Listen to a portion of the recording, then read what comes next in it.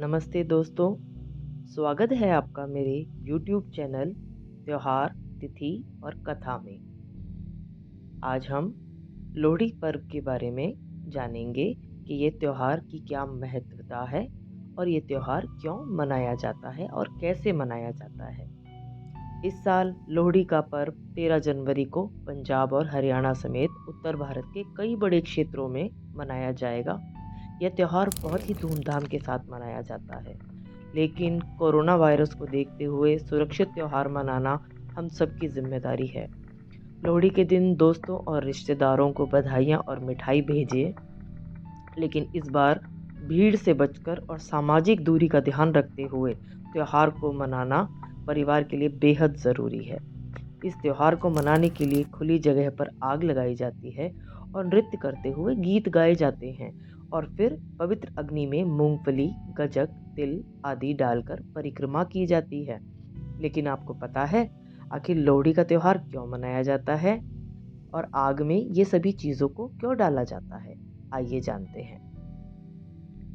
सूर्य व अग्निदेव को आभार प्रकट किया जाता है। लोहड़ी का पर्व पारंपरिक तौर पर फसल की कटाई और नई फसल की बुआई से जुड़ा हुआ है। लोहड़ी की अग्नि में रबी की फसल के तौर पर तिल, रेवड़ी, मूंगफली, गुड़ आदि चीजें अर्पित की जाती हैं। मान्यताओं के अनुसार इस तरह सूर्य देव व अग्निदेव के प्रति आभार व्यक्त किया जाता है कि उनकी कृपा से फसल अच्छी हो और आने वाली फसल में कोई समस्या ना हो।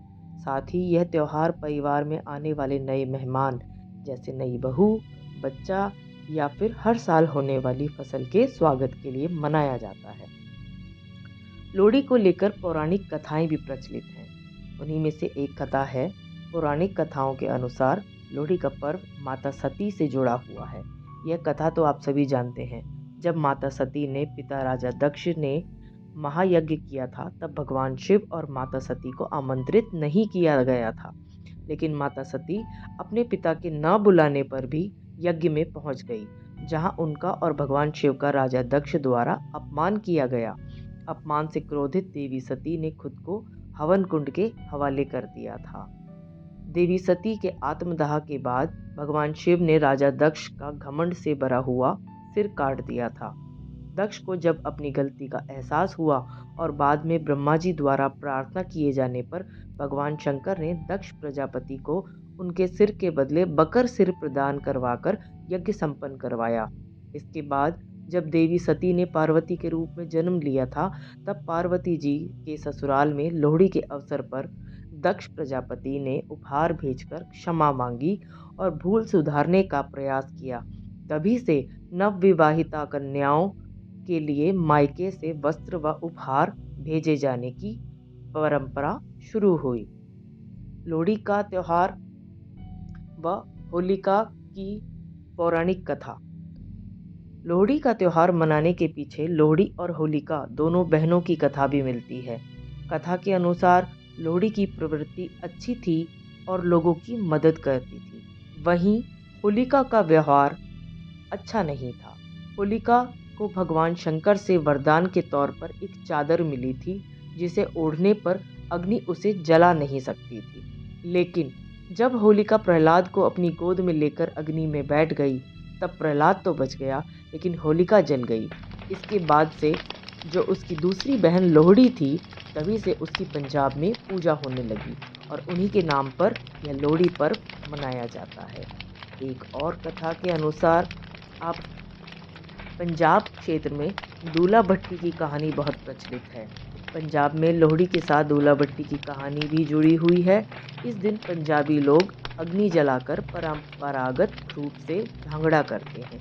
भांगड़ा के दौरान गीत गाए जाते हैं और दूल्हा भट्टी की प्रशंसा के गीत भी गाए जाते हैं।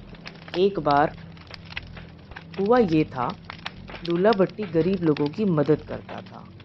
एक बार उन्होंने 2 अनाथ बहनों को उनके चाचा से बचाया था, जिसने उनको जमींदारों को बेच दिया था।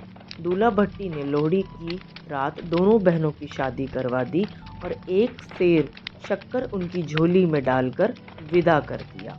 मान्यता है कि इस घटना के कारण भी लोग लोहड़ी का पर्व मनाते हैं।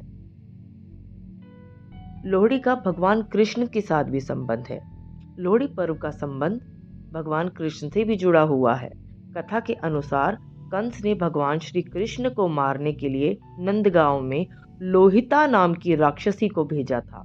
उस समय सभी लोग मकर संक्रांति के पर्व को लेकर तैयारियां कर रहे थे। अवसर का लाभ उठाकर लोहिता ने श्री कृष्ण को मारना चाहा, लेकिन कृष्ण जी ने लोहिता का ही वध कर दिया। इस वजह से भी मकर संक्रांति के से एक दिन पहले लोहड़ी का पर्व मनाया जाता है। ये थी जानकारी लोहड़ी पर्व के बारे में। आशा करती हूँ आपको ये सभी जानकारी उपयोगी लगी होंगी और पसंद आएंगी। अगर पसंद आए तो मेरे चैनल को सब्सक्राइब करें और लाइक का बटन दबाएं। धन्यवाद। राधे राधे।